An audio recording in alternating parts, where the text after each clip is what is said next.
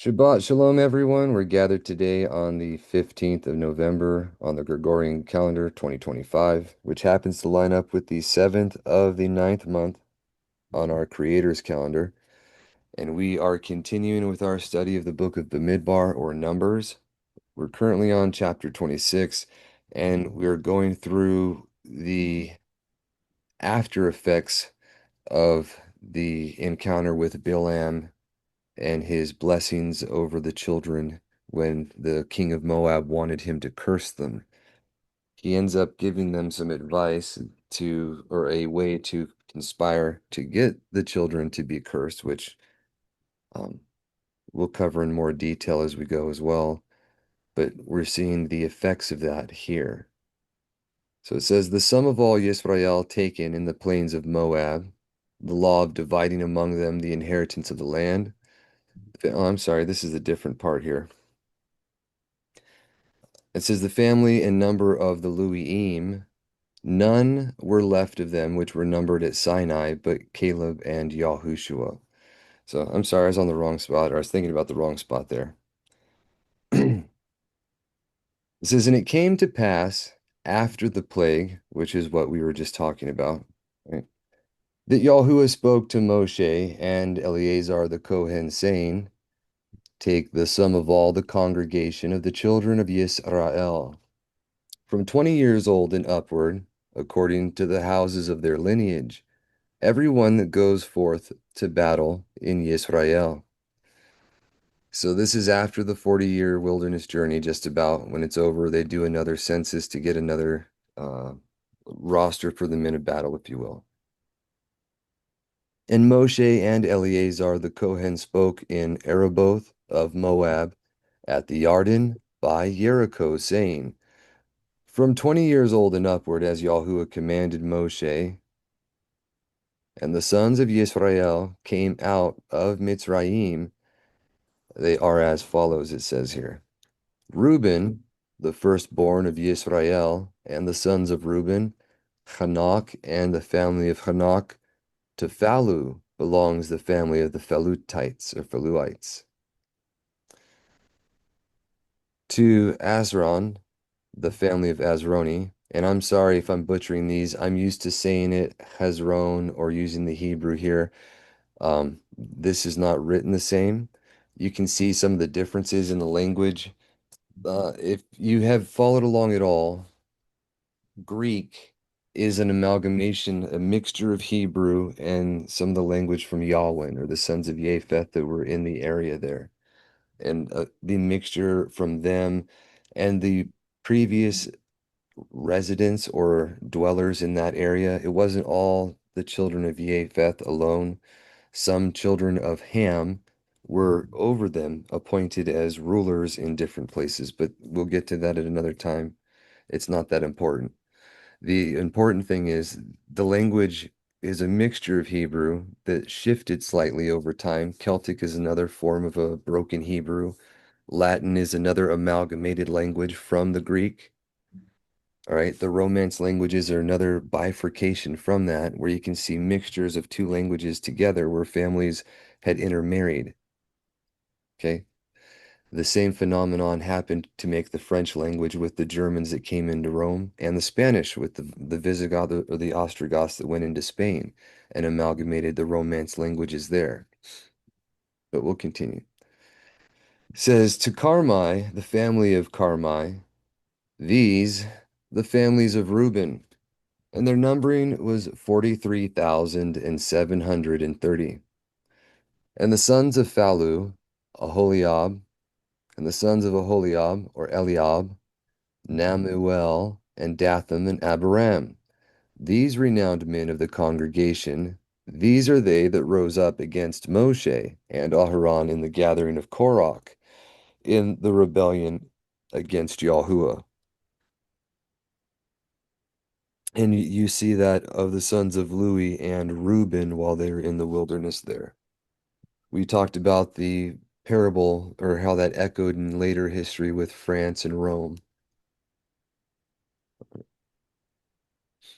And the earth opened her mouth and swallowed up them and Korach when their assembly perished. when the fire devoured the 250, and they were made a sign. But the sons of Korach died not, and these are the ones that have quite a few psalms in their name. They became singers in the Hikkel. And the sons of Shimon, the family of the sons of Shimon, to Nemuel, the family of the Nemuelites, to Yamnin, or Yamin, the family of the Yaminites, to Yachin, the family of the Yachinites, to Zerah, the family of the Zerites, to Shaul, the family of the Shaulites. These are the families of Shimon according to their numbering, 22,200. And the sons of Gad.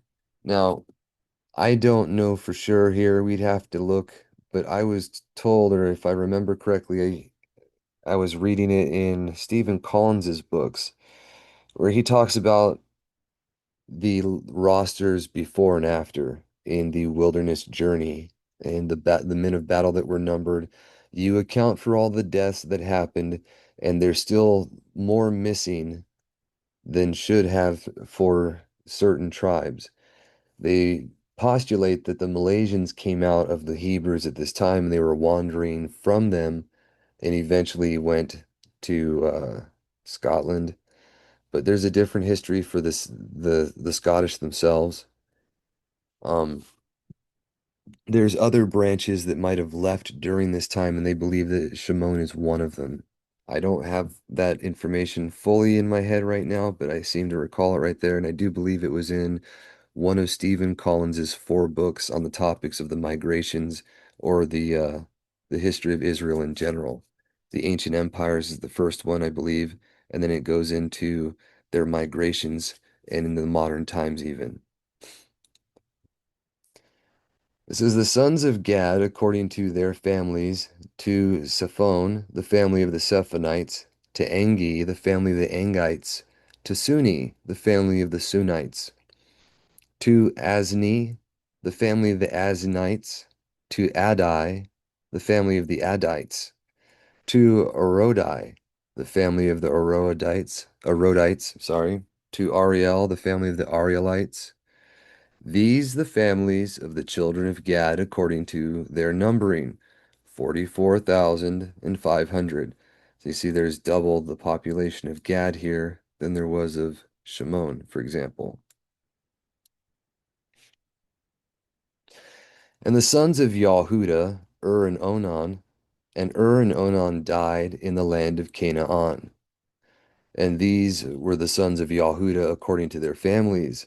To Selach belonged the family of the Shalonites, and these were still children of a woman of Canaan, just like one of Shimon's wives was a Canaanite. I don't remember if he had any children by her or not, but he later repented and married a different woman. Um, they were not to marry them because all the children of Canaan that were in the land were under the ban. It was not permissible because all their children would be under the ban. So that doesn't go away just because you're disobedient. But we'll get into that more later. And it says, to Pharez, the family of the Pharites or Pharisites, and to Zerah, the family of the Zerites. And Pharez and Zerah were both children born of Tamar, the daughter-in-law of Yahudah, and I'm sure we've already covered that account, but there's parables and there's foretellings in that too, with Zerah and the crimson line being put over him, or the band around his hand, the red hand being in his line and carried down through different coats of arms and things through the ages, right? There's foretellings in the prominence of Pharez's family, and then it's losing its dominion while Zerah's comes to prominence, and that was fulfilled with the promise of the seed of Dawid always reigning over the children, going to the line of Zerah when Taitafi, the daughter of Zadik Yahu, married the Hermon of Ireland, and her children were the seed of Dawid over the sons of Israel. But it was through the line of Zerah on their male side. Again, that was foretellings in Yehezkiel, Ezekiel, and in Yeshayahu that were literally fulfilled and mentioned in the book of Tetafi when Yirmiyahu or Jeremiah brought her from Egypt to Ireland and continued his mission that he was given, not only to uproot and destroy, but to plant and to grow. It says, and the sons of Pharez were to Azron, the family of the Azronites, to Yamun, the family of the Yamanites, these the families of Yahudah, according to their numbering, 76,500. And the sons of Yishakar, according to their families, to Tola. And that word, I believe, is the same as that Tola, like the crimson worm. Yeah, that is the word for the crimson worm, where our Mashiach says, I am a worm and no man, despised of the people. That's the crimson worm, which is a significant animal. We've talked about that. There's quite a few studies on it that we've shared before, shared in the Telegram. And for anyone that doesn't know, you should really look into what that animal is like, the whole life cycle of it and everything involved with it, where he directly parallels, I am that kind of creature. It directly points to his work on the cross, if you want to call it that, right? It's an amazing thing. It says the family of the Tolites, and to Paul or Fuah, the family of the Fuites, to Yasub, the family of the Yasubites, and to Samram, the family of the Samronites. These, the families of Yishakar according to their numbering, 64,400. Now, this right here, the ites is an English suffix that we actually picked up from the Latin, if I remember correctly. It's just a suffix that we use for determining a types of people. Israelites, Jebusites, Carmelites, right? We don't say it for Americans or things of that nature anymore. But you can see it is a suffix that's just attached to a word.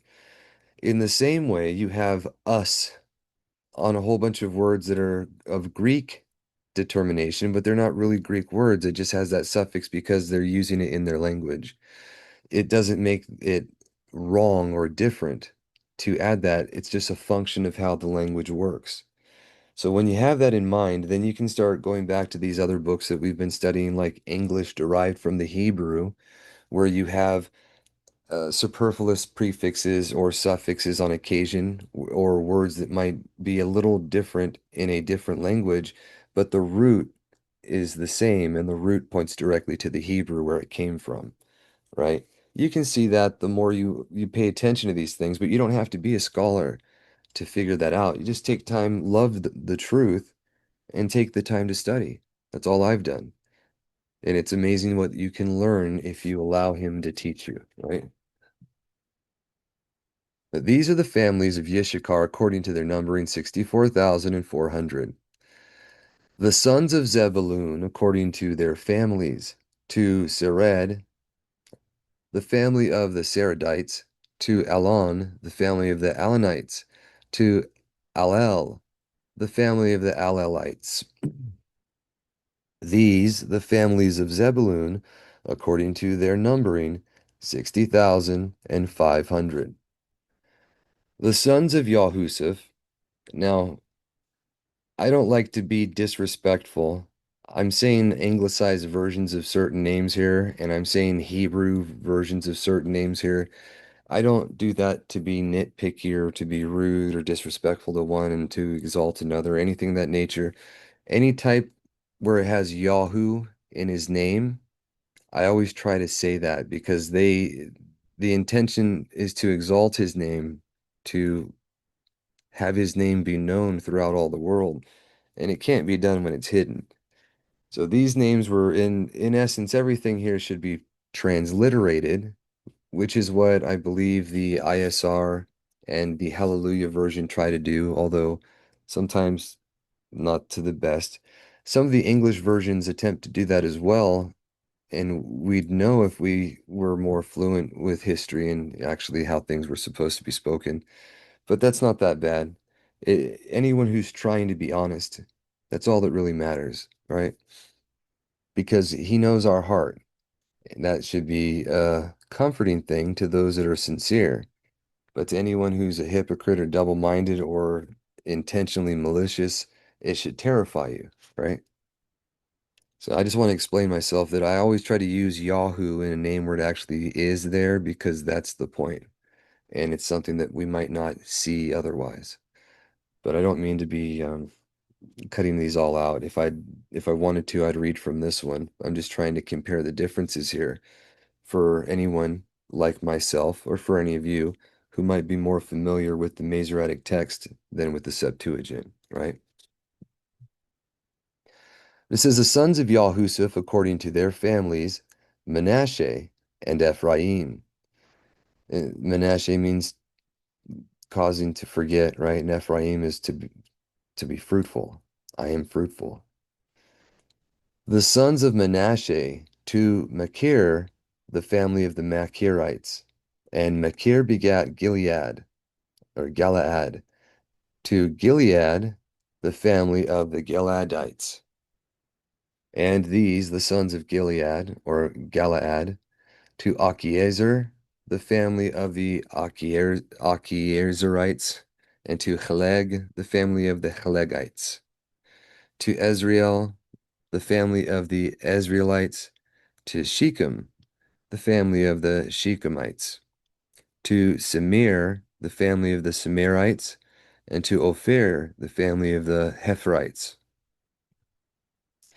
And to Zelophehad, Selpad right there, the son of Ophir, there were no sons but daughters. And these, the names of the daughters of Zelophehad, was Malah, Nuah, and Hogla, or Eglah, and Milcah, and Tirzah, or Theresa. Okay, so you can see here, Tirzah is the Greek, or is the Hebrew, Tirzah, and in the course, that can be a Teresa easily. That's a T or a TH. The Greek isn't changing things to have that pronounce that. The only thing that seems to be different is the TZ is pronounced as an S instead of a Z. And really you have the E is instead of an I there, but that's the same sound. Or it's the same word. Excuse me. So kind of like what we were just mentioning, but that one's not even a difference of a suffix there. This one's literally the same letters, just one way of taking it. The tau can be a T or a TH, right? Okay. So it says, and these are the families of Manasseh, according to their numbering, 52,700. And these, the children of Ephraim, to Suthelah, Suthelah, the family of the Suthelanites, to Tanakh, the family of the Tanachites. These, the sons of Selutha, to Eden, the family of the Edenites. These, the families of Ephraim, according to their numbering, 32,500. These the families of the children of Yahusuf, according to their families. The sons of Benjamin, according to their families. To Baal, the family of the Baalites. To Asber, the family of the Asberites. And to Yachrin, the family of the Yachirnites. Sorry. To Sophan, the family of the Sophanites. And the sons of Baal were Adar and Noman. To Adar, the family of the Aradites, and to Neoman, the family of the Neomanites. These, the sons of Benjamin, by their families according to their numbering, 35,500. And the sons of Dan according to their families, to Sam, the family of the Samites. These, the families of Dan, according to their families. And if you remember, it mentions in the book of Yobelim that he went into Mitzrayim with 5, but four of them died. He only had one son remaining, and he directly ties his problems for his children with how he was treating and his anger and evils that he had towards his brother Yahusuf, right? A type of what his children would do later in life, if we recall what happens with Dan in history and who they are.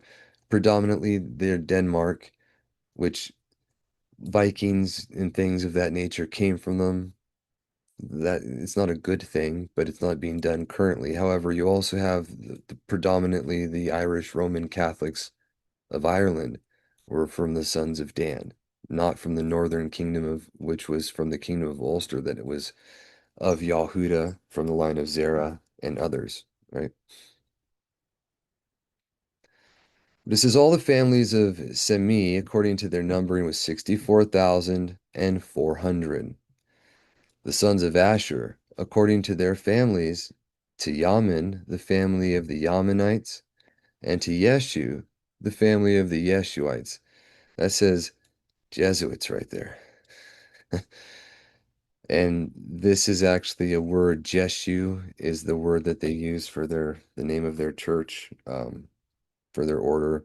So it's a very similar thing, but this is not related to them at all. It's just an anglicized version of Yeshu or Yeshiv right there, right? But if you see that Yeshivi right there, Yeshvi, they say, that V is a modern Hebrew pronunciation. It's literally how they use it in modern Hebrew, but that did not exist in the classical way the language was spoken.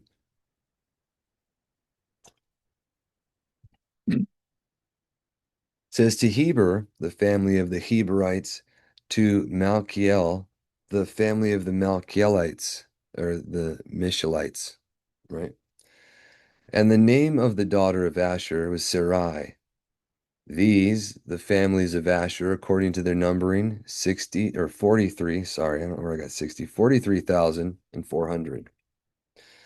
The sons of Naphtali, according to their families, Aziel, the family of the Azielites, and to Guani, the family of the Guanites, to Yeser, the family of the Yeserites, and to Shalom, or Selam, the family of the Selamites. These the families of Naphtali, according to their numbering, 40,300. This is the numbering of the children of Yisrael, 601,730. And Yahuah spoke to Moshe, saying, to these the land shall be divided, so that they may inherit according to the number of the names.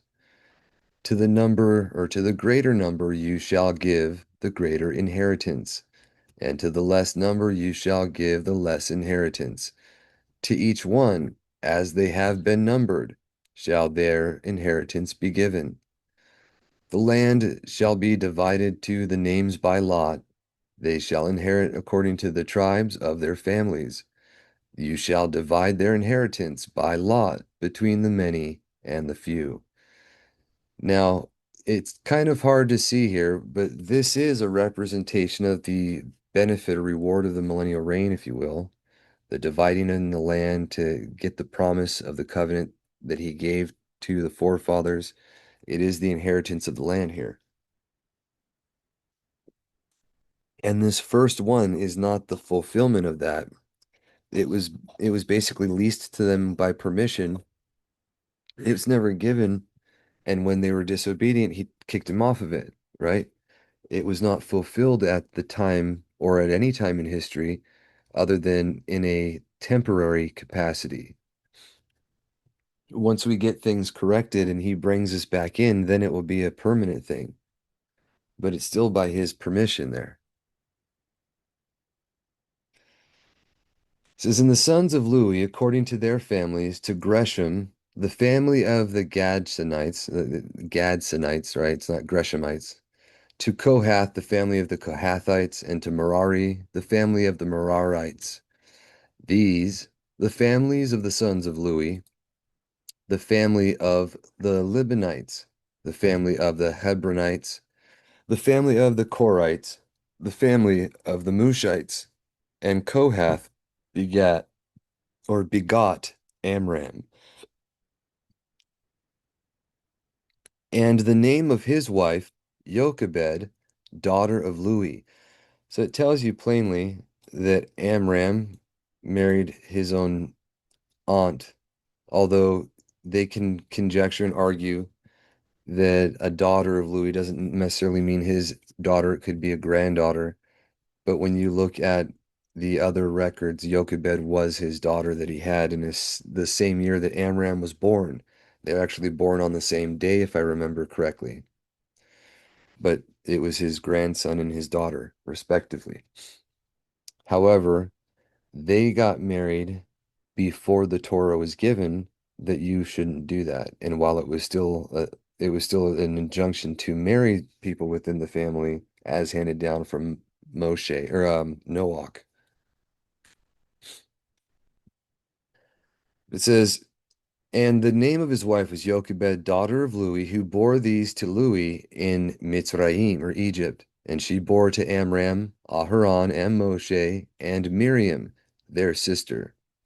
And to Aharon were born both Nadab and Abihu, and Eleazar and Ithamar.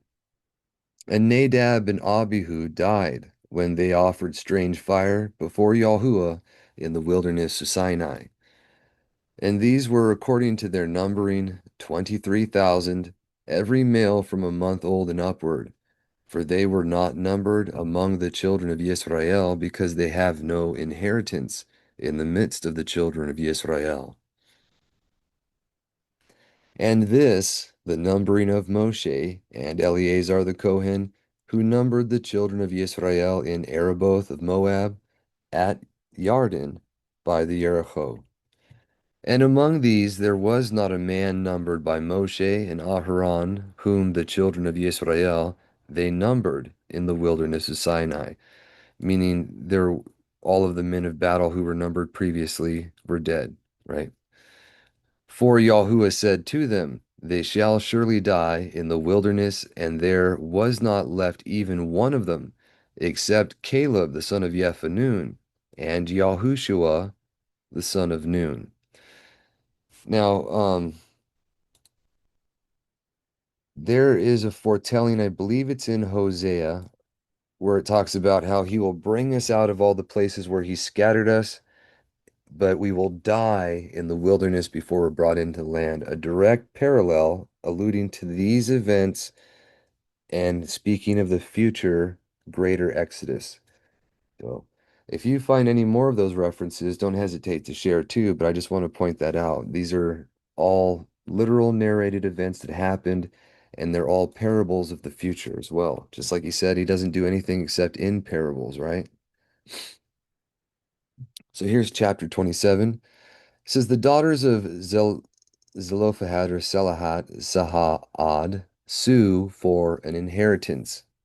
The law of inheritances, Moshe, being told of his death, sues for a successor, and Yahushua is appointed to succeed him. It says, and the daughters of Salpaad, the son of Heleph, and if I can see that right,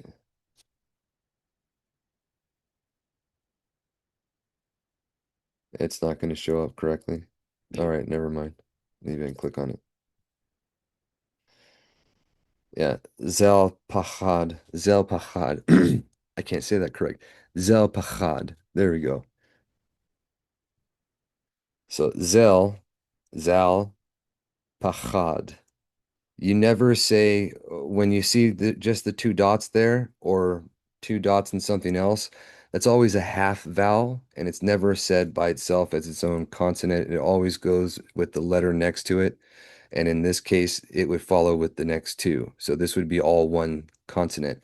Pachad, pahad, or pachad. I can't say that right now because my mouth is dry, so forgive me. It says, in the daughters of Za'al Pachad, the son of Ophir, the son of Galaad, the son of Machir, of the tribe of Manasseh, of the sons of Yahusuf, came near. And these were their names, Ma'alah, and Nuah, and Hoglah, or Eglah, and Milcah, and Teresa, or Theresa. And they stood before Moshe, and before Eleazar the Kohen, and before the princes, and before all the congregation at the door of the tabernacle of witness, saying, Our father died in the wilderness, and he was not in the midst of the congregation that rebelled against Yahuah in the gathering of Korach, for he died for his own sin, and he had no sons. Let not the name of our father be blotted out of the midst of his people. Now, they mention that he did not die in the rebellion of Korach. And that's important because they're asking that his name not die out from the midst of the people because he had not committed a sin that required that in the Torah. If you remember, there's certain instances where he says, if such a one does such a thing, let their name be cut off from among my people, or let their names be blotted out from among my people. All right. Um, but this is not one of those examples. Excuse me. It says, because he has no son, give us an inheritance in the midst of our father's brethren. And Moshe brought their case before Yahuah. And Yahuah spoke to Moshe, saying, The daughters of Zelophehad have spoken rightly. You shall surely give them in a possession of inheritance in the midst of their father's brethren, and you shall assign their father's inheritance to them. And you shall speak to the children of Israel, saying, If a man die and have no son, like Yahu, when his sons were killed and his eyes were put out and he had no heir to succeed him, you shall assign his inheritance to his daughter, which he had two daughters, I believe, or maybe it was three. But if you read the account in Tatafi, the others mixing with idolaters in Egypt died, and it was Tafi alone who was taken, and the succession was carried down through her. It says, and if he have no daughter, you shall give his inheritance to his brother. And if he have no brethren, you shall give his inheritance to his father's brother. And if there be no brethren of his father, you shall give the inheritance to his nearest relation of his tribe to inherit his possessions. And this shall be to the children of Israel an ordinance of judgment, as Yahuah commanded Moshe. So you can see this is one of his judgments, as opposed to his Zuf commands or his ordinances, right? It's a mishpat or a judgment, a right ruling as they call it. It's a way that we ought to be in the course of our dealings with one another because it's what he told us to do. And if you paid attention, this is the law that Boaz follows in regard to the inheritance of his brother as well. He tries to give it to the nearest of kin first, and when he refused it, it fell to him to pick up lawfully. But if you recall, that possession and that inheritance included his wife that had to be married to raise up a son for him.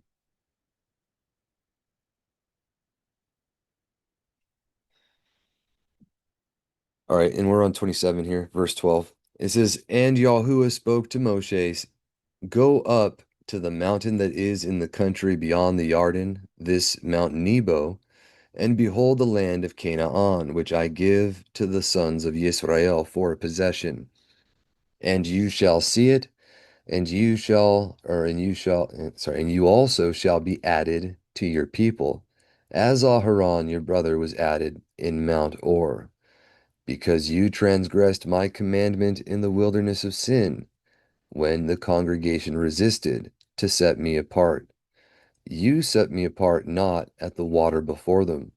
This is the water of strife in Kadesh, in the wilderness of sin.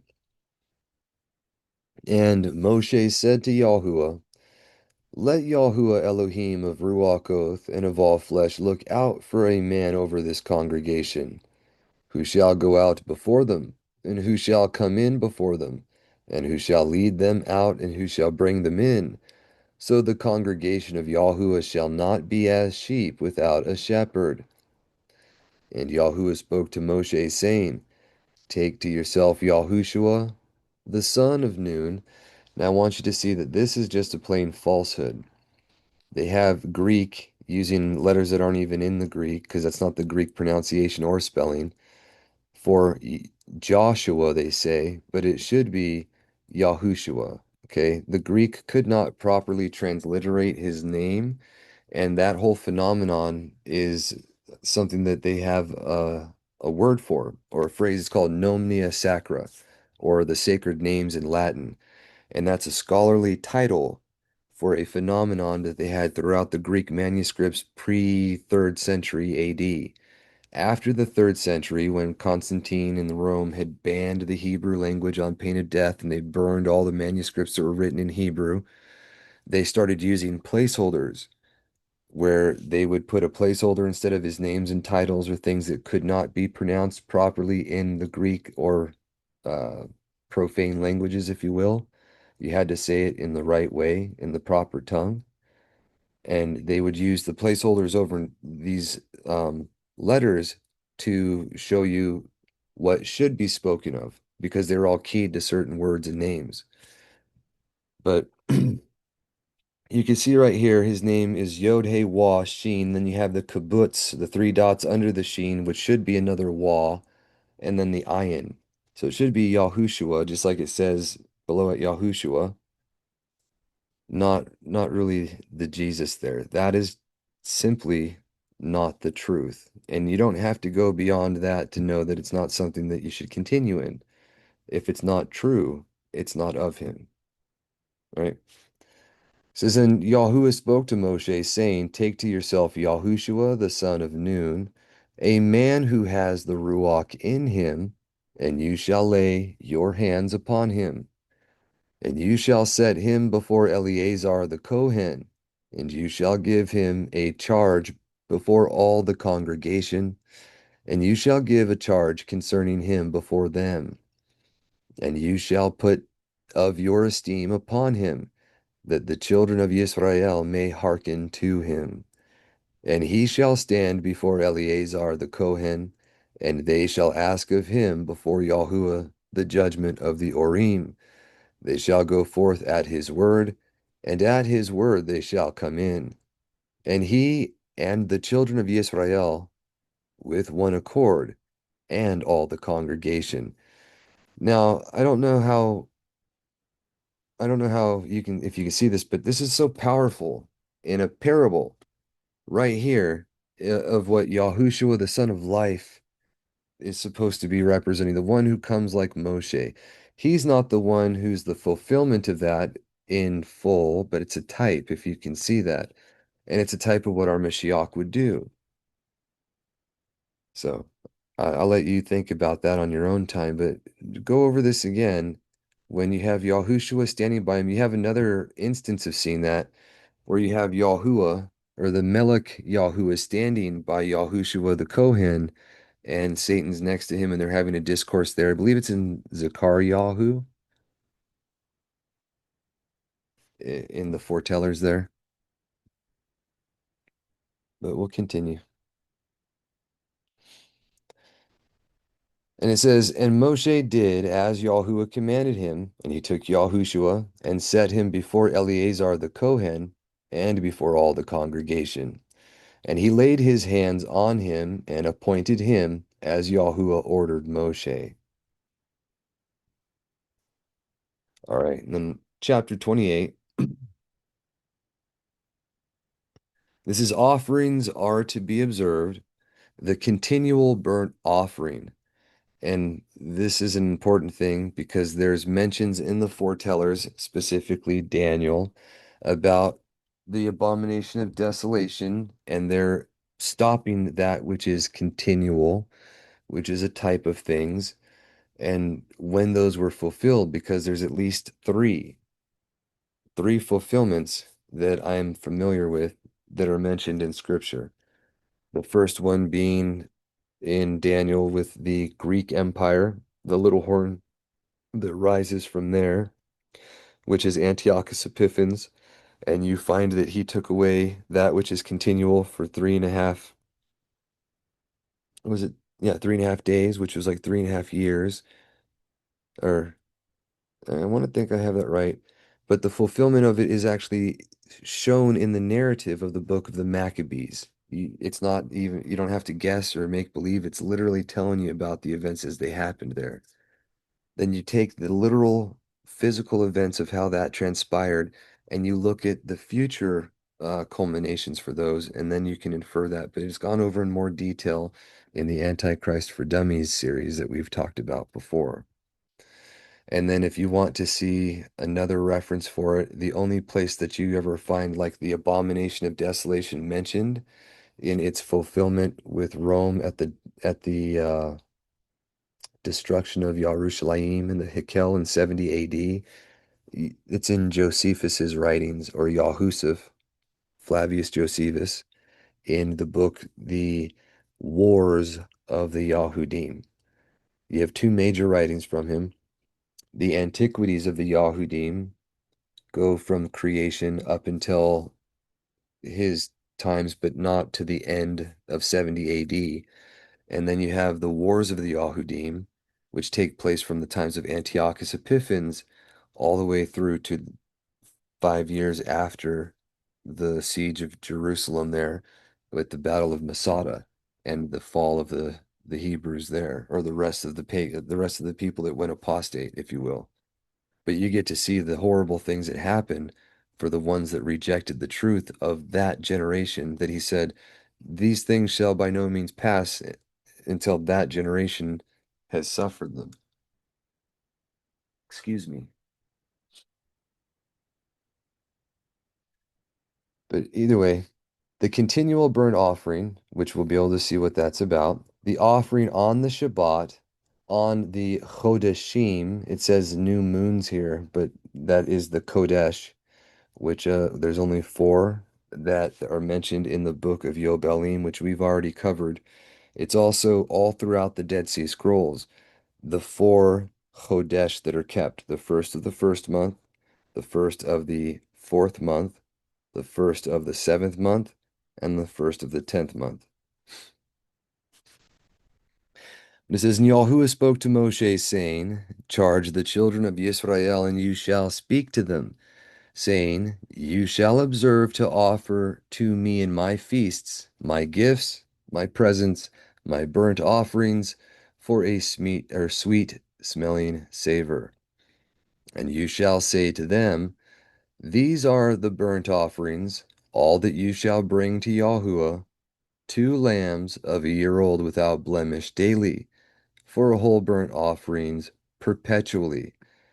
These are the continual morning and evening, right? And you shall offer 1 lamb in the morning, and you shall offer the second lamb towards evening. And you shall offer the 10th part of an ephah of fine flour for a meat offering, mingled with oil, with the 4th part of a hin. A perpetual whole burnt offering, a sacrifice offered in the Mount of Sinai for a sweet smelling savor to Yahuah. And its drink offering, the 4th part of a hin to each lamb. In the set apart place shall you pour strong drink as a drink offering to Yahuah. And the second lamb you shall offer toward evening. You shall offer it according to its meat offering and according to its drink offering, for a smell of sweet savor to Yahuah. Excuse me. And on the Sabbath day you shall offer 2 lambs of a year old without blemish, and 2/10 deals of fine flour mingled with oil, for a meat offering and a drink offering. A whole burnt offering of the Sabbaths on the Sabbath days, besides the continual whole burnt offering, and its drink offering. And on the Chodesh, or the Chodeshim, you shall bring a whole burnt offering to Yahuah, 2 calves of the herd, and 1 ram, 7 lambs of a year old, without blemish, 3/10 deals of fine flour mingled with oil for each calf, and 2/10 deals of fine flour mingled with oil for 1 ram. A 10th deal of fine flour mingled with oil for each lamb as a meat offering, a sweet-smelling savor, a burnt offering to Yahuah. Their drink offering shall be the half of the hin for 1 calf, and the third of a hin for 1 ram, and the fourth part of a hin of wine for 1 lamb. This the whole burnt offering monthly throughout the months of the year. Now, this doesn't make distinction for the remembrance days. It mentions it that you do that perpetually for every Chodesh. Or that's what it seems to imply there. It says, excuse me, and he shall offer in italics there 1 kid of the goats for a sin offering to Yahuah. It shall be offered besides the continual whole burnt offering and its drink offering. And in the first month, on the 14th day of the month, the Passover to Yahuah. And on the 15th day of this month, a feast, 7 days you shall eat unleavened bread. And the first day shall be to you a set apart convocation. You shall do no servile work. I was asked what servile work means in relation to, as opposed to a regular Sabbath. And for that one, as I comprehend it, please feel free to correct me if I'm wrong. But not doing servile work is not doing work where you're getting paid. You don't make someone do work where you're paying them, and you don't work where you're being paid. But that doesn't, you can still make food if you need to. You can still do menial things like that. It's not considered a Sabbath like the weekly Shabbat where you're supposed to make your food beforehand and lay it up to have specifically enjoined in Exodus there, if you remember.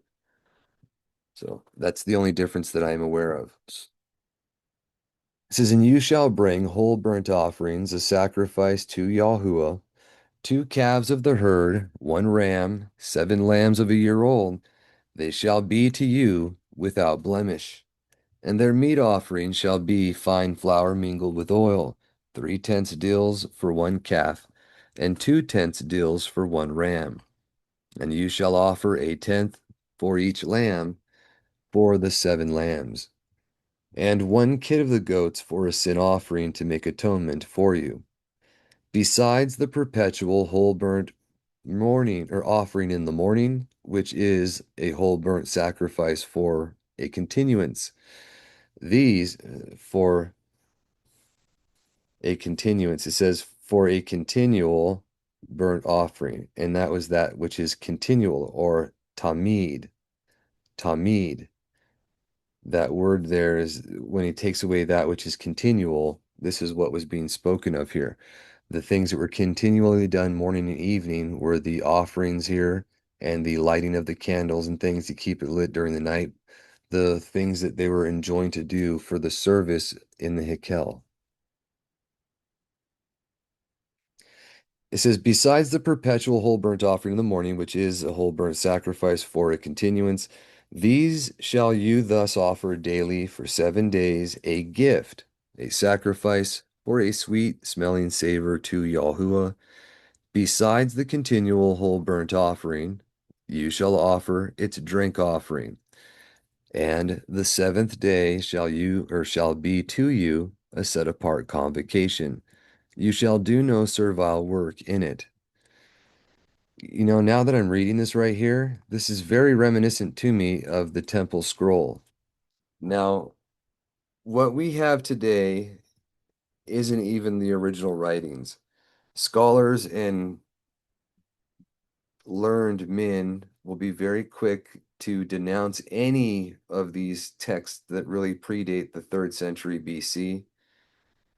Even the Dead Sea Scrolls, the earliest ones that we have, don't go to the times that they're writing about. And that's used to discredit them, like they're not legitimate.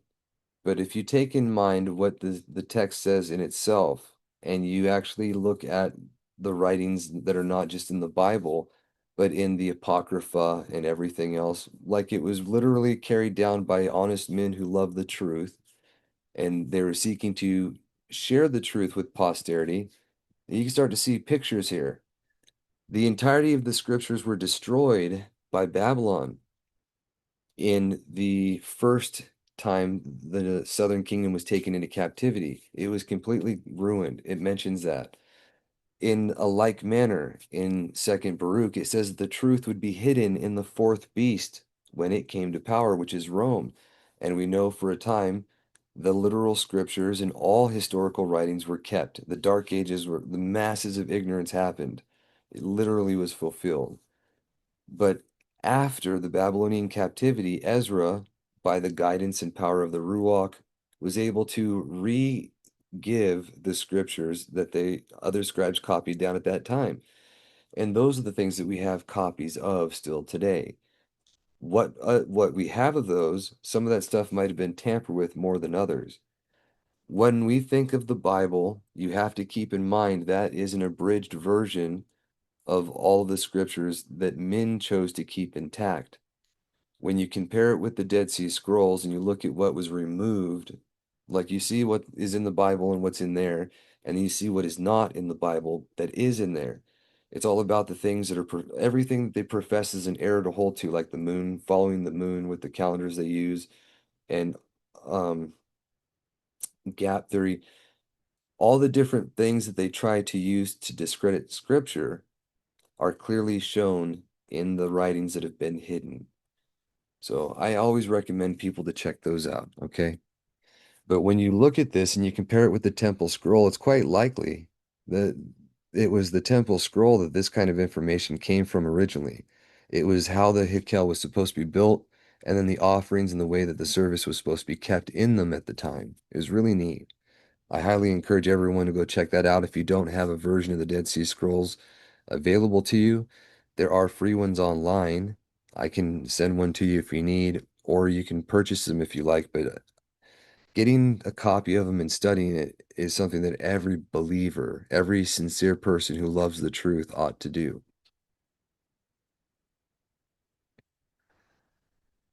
All right, and it says, and on the day of the new corn, when you shall offer a new sacrifice of weeks to Yahuah, there shall be to you a set apart convocation.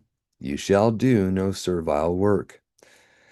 And you shall bring whole burnt offerings for a sweet smelling savor to Yahuah, 2 calves of the herd, 1 ram, 7 lambs without blemish. Their meat offering, fine flour mingled with oil. There shall be 3 tenths deals for 1 calf, and 2 tenths deals for 1 ram. A tenth for each lamb separately, for the 7 lambs, and a kid of the goats. For a sin offering, to make atonement for you, besides the perpetual whole burnt offering. And you shall offer to me their meat offering. There shall be to you, or they shall be to you unblemished, and you shall offer their drink offerings. All right, chapter 29. Just please give me one moment. Okay, we're on chapter 29 here, and this is the offerings at the Feast of Trumpets, and at the day of afflicting their souls, and on the 8 days of the Feast of Tabernacles. So this is recapitulating the stuff that we've already learned about, and they'll go over it again too, I believe, in the book of Deuteronomy.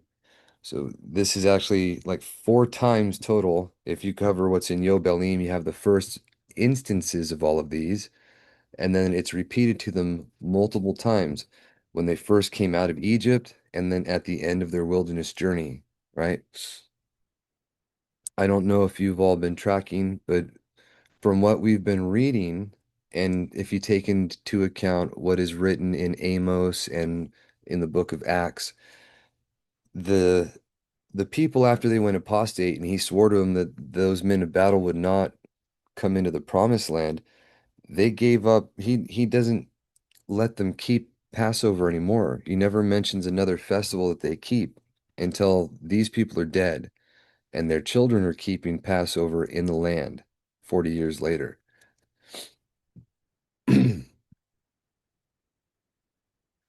But it says, and in the 7th month, on the 1st day of the month, there shall be to you a set apart convocation.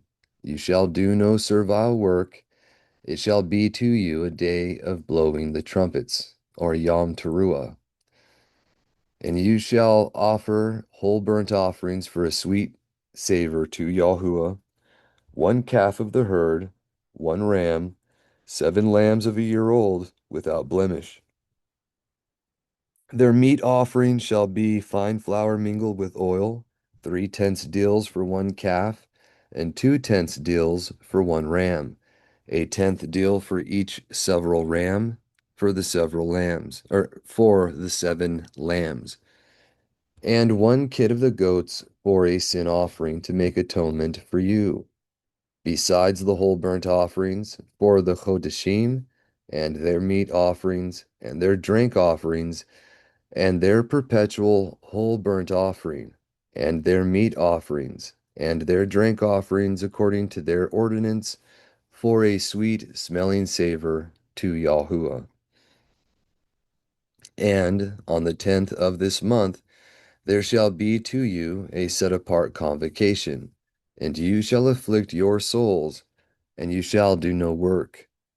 And you shall bring near whole burnt offerings for a sweet smelling savor to Yahuah, burnt sacrifices to Yahuah, 1 calf of the herd, 1 ram, 7 lambs of a year old. They shall be to you without blemish. Their meat offering shall be fine flour mingled with oil, 3 tenths deals for 1 calf, and 2 tenths deals for 1 ram, a tenth deal for each several lamb, for the 7 lambs. It said ram on that last one, but I think it was a typo. And 1 kid of the goats for a sin offering to make atonement for you, besides the sin offering for atonement, and the continual whole burnt offering, its meat offering, and its drink offering according to its ordinance, for a smell of sweet savor, a burnt offering, or a burnt sacrifice to Yahuah. And on the 15th day of this 7th month, you shall have a set apart convocation. You shall do no servile work, and you shall keep it a feast to Yahuah 7 days. And you shall bring near whole burnt offerings, a sacrifice for a smell of sweet savor to Yahuah. On the 1st day, 13 calves of the herd, 2 rams, 14 lambs of a year old. They shall be without blemish. And this is going to go into the details of that and count down, if I remember correctly. It starts with 13 here, and then on the 2nd day, it's 12, with the same for their meat offerings and drink offerings. And the 3rd day, it's 11. 4th day, it's 10. And I would read through this whole thing. It doesn't bother me to do so, but this kind of thing would also tend to put someone to sleep. So, I don't want to misspeak or to bother anybody. We're going to just summarize it real quick, but you can see there's really no difference. There should not be any difference other than the declination, right? You're subducting 1 calf every day. You just remove it. So 5th day is 9, sixth day 8, 7th day 7 calves, right? And it says, on the 8th day there shall be to you a release. You shall do no servile work on it. And you shall offer whole burnt offerings, sacrifices to Yahuah, 1 calf, 1 ram, 7 lambs of a year old without spot. Their meat offerings and their drink offerings for the calf and the ram and the lambs, according to their number, according to their ordinance. And 1 kid of the goats for a sin offering, beside the continual whole burnt offering, their meat offerings and their drink offerings.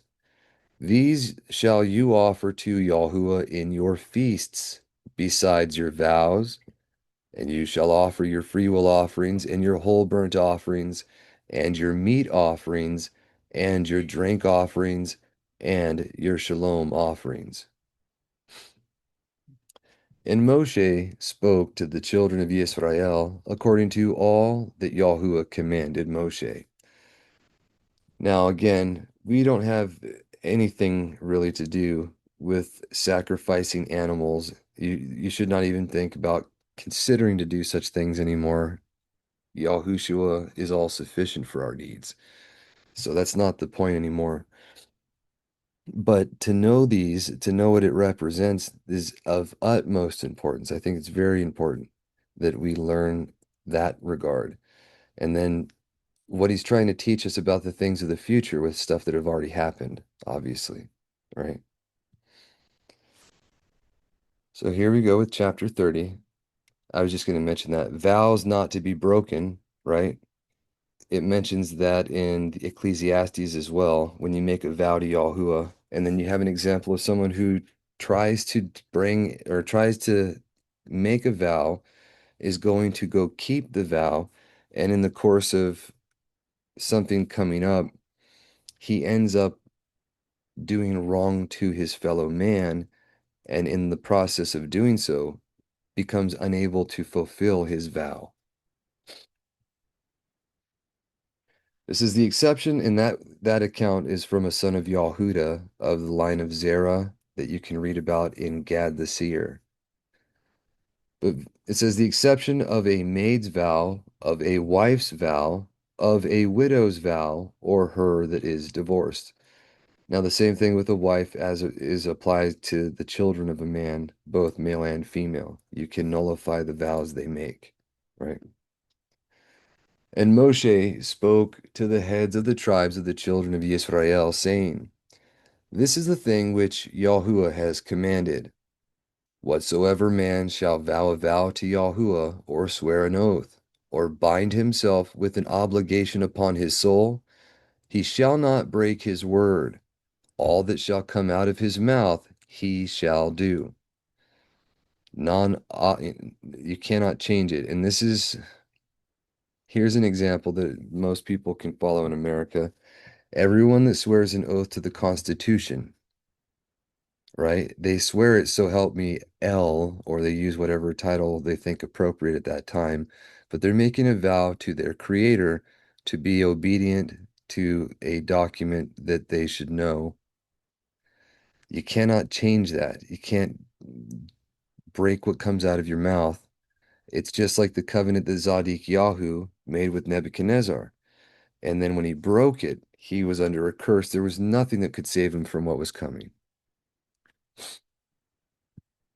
In the same way here, when you say you're going to do something, you have to perform it.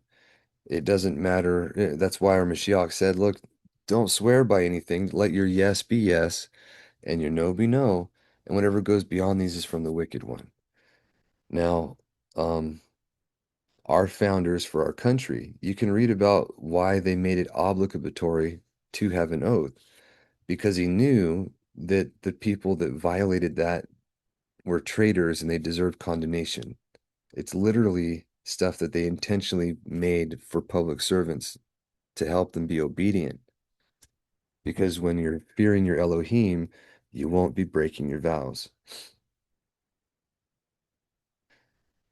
It says, and if a woman shall vow a vow to Yahuwah, or bind herself with an obligation in her youth, in her father's house, and her father should hear her vows and her obligations, wherewith she has bound her soul, and her father should hold his shalom at her, then all her vows shall stand, and all the obligations with which she has bound her soul shall remain to her.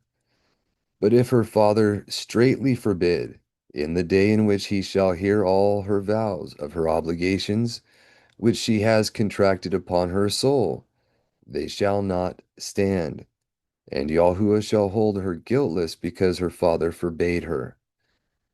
But if she should be indeed married, and her vows be upon her according to the utterance of her lips, in respect of which she has contracted upon her soul, and her husband should hear, and hold his shalom at her in the day in which he should hear, then thus shall all her vows be binding, and her obligations, which she has contracted upon her soul, shall stand. But if her husband should straitly forbid in the day in which he should hear her, none of her vows or obligations which she has contracted upon her soul shall stand, because her husband has disallowed her, and Yahuah shall hold her guiltless. And the vow of a widow, and of her that is put away, whatsoever she shall bind upon her soul, shall stand to her. And this is why what happened to the northern kingdom has happened to the northern kingdom. Okay. And if her vow in the house of her husband or obligation upon her soul with an oath, and her husband should hear and hold his shalom at her, and not disallow it, then all her vows shall stand, and all her obligations which she contracted against her soul shall stand against her. But if her husband should utterly cancel the vow in the day in which he shall hear it, none of the things which shall proceed out of her lips in her vows and in her obligations upon her soul shall stand to her. Her husband has canceled them, and Yahuah shall hold her guiltless. Every vow and every binding oath to afflict her soul, her husband shall confirm it to her, or her husband shall cancel it. But if he be wholly silent at her from day to day, then shall he bind upon her all her vows, and he shall confirm to her the obligations upon herself, because he held his shalom at her in the day in which he heard her. And if her husband should in any wise cancel after the day in which he heard, then he shall bear his iniquity. These the ordinances which Yahuah commanded Moshe between a man and his wife, and between a father and her daughter in youth in the house of her father. Excuse me.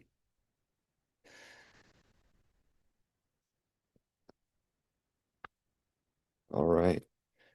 And then we have, I think, at least time for one more here, maybe more. But the Midianites are spoiled and Bilam slain. The effects, the consequences of what happened for them against what they did to the children there. Moshe is wroth with the officers for saving the woman alive, and how the soldiers with their captives spoil, or with their captives and spoil, are to be purified.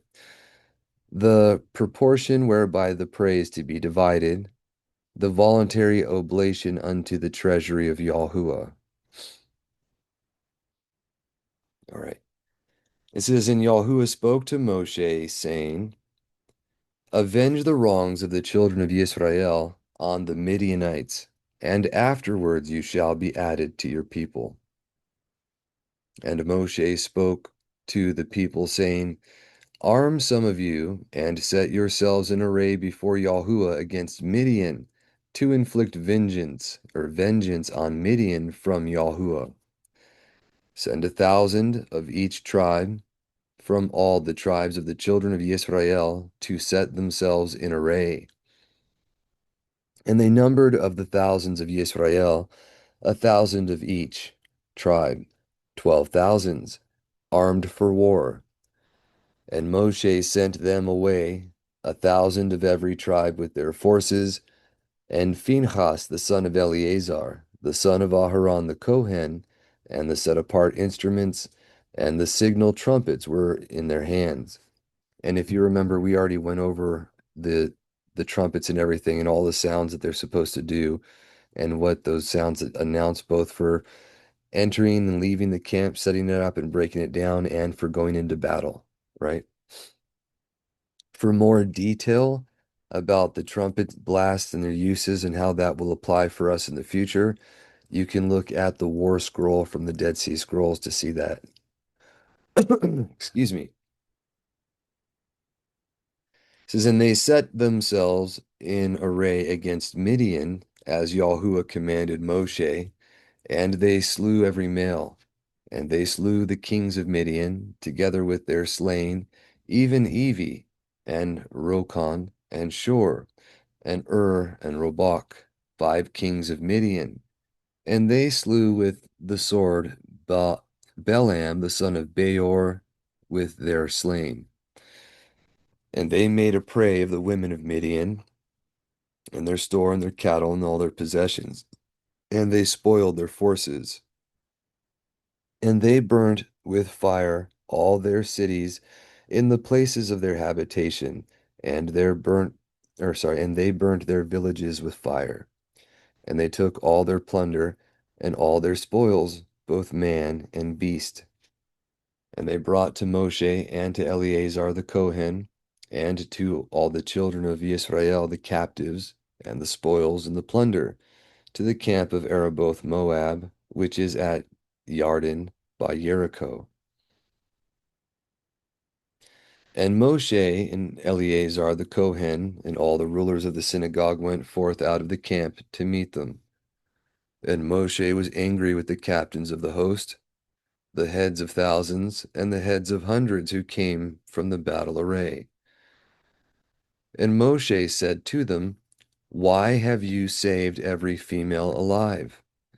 For they were the occasion to the children of Israel by the word of Balaam for their revolting, and despising the word of Yahuah, because of Peor, and there was a plague in the congregation of Yahuah.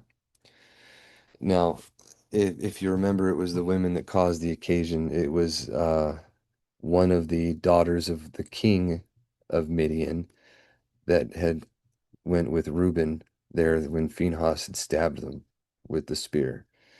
So this is what he's talking about. They were being used, the women specifically, to captivate the men and lead them astray into idolatry. And the whole thing that happened here was to judge Midian and have them reap the thing that they tried to sow, right, in righteous judgment.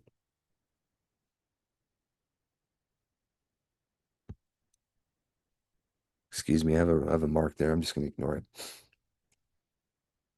It says, For they were the occasion of the children of Israel by the word of Balaam for their revolting and despising the word of Yahuah because of Phegor or Peor, and there was a plague in the congregation of Yahuah.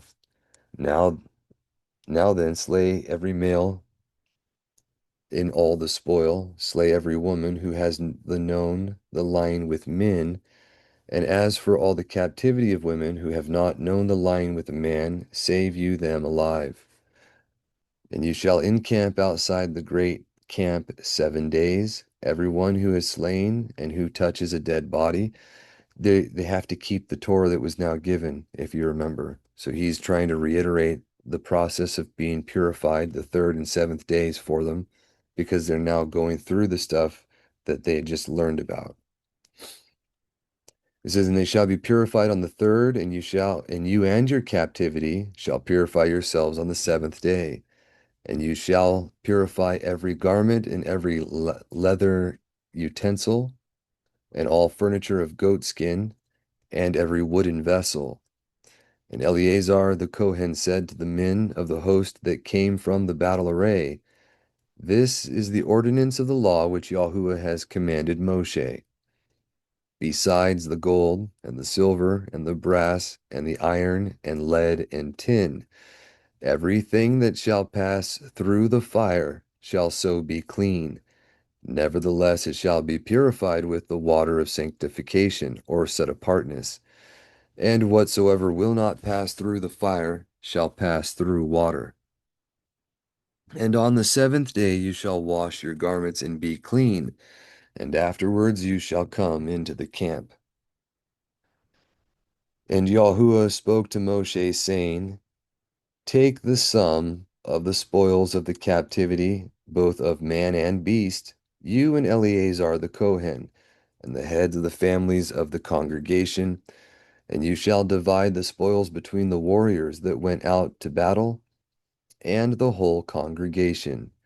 And you shall take a tribute for Yahuah from the warriors that went out to battle, 1 soul out of 500 from the men and from the cattle, even from the oxen, and from the sheep, and from the donkeys, and you shall take from their half. And you shall give to Eleazar the Kohen the first fruits of Yahuah. And from the half belonging to the children of Israel you shall take 1 in 50 from the men, and from the oxen, and from the sheep, and from the donkeys, and from all the cattle, and you shall give them to the Luiim that keep the charges of the tabernacle of Yahuah. And Moshe and Eleazar the Kohen did as Yahuah commanded Moshe, and they which remained of the spoil, and that which remained of the spoil which the warriors took was of the sheep 675,000, and oxen 72,000, and donkeys 61,000, and persons of women who had not known the line with man, all their souls 32,000, and the half, the portion of them that went out to war, from the number of the sheep, was 337,500.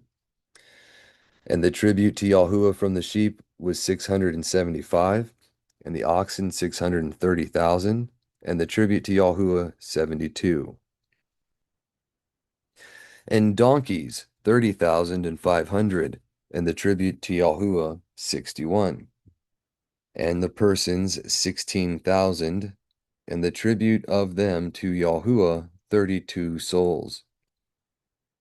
And Moshe gave the tribute to Yahuah, the heave offering of Elohim, to Eleazar the Kohen,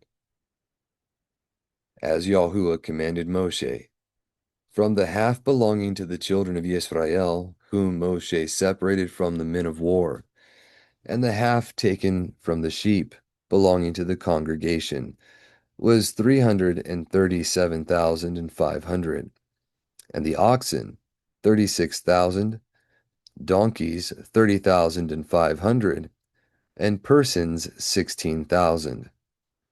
And Moshe took of the half belonging to the children of Israel the 50th part of man and of cattle, and he gave them to the Luiim who keep the charges of the tabernacle of Yahuah, as Yahuah commanded Moshe.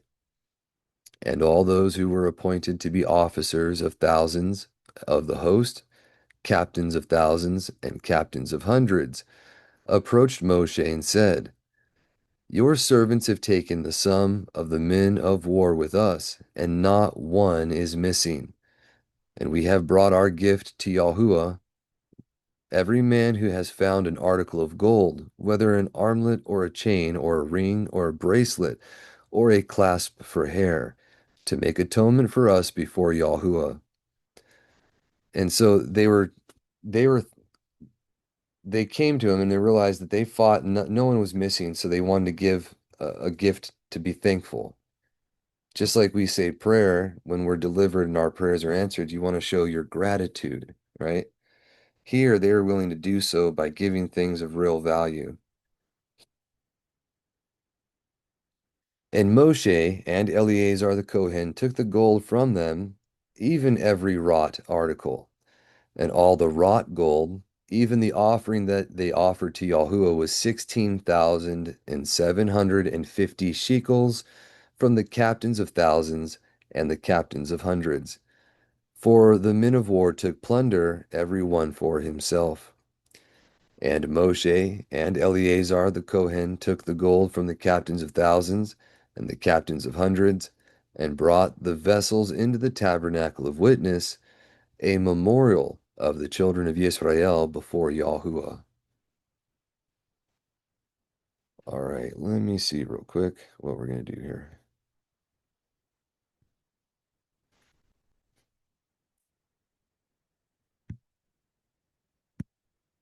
That's not what I meant to do. Just a moment. Let's see if I can pause this now. And then we'll go. All right, so we're going to go ahead and wrap things up for this week. We will continue on chapter 32 next time. You all have a great rest of your Sabbath. Shabbat Shalom. A great week ahead. Shavua Tov. And we will talk to you next time. All right. Yahuwah be with you.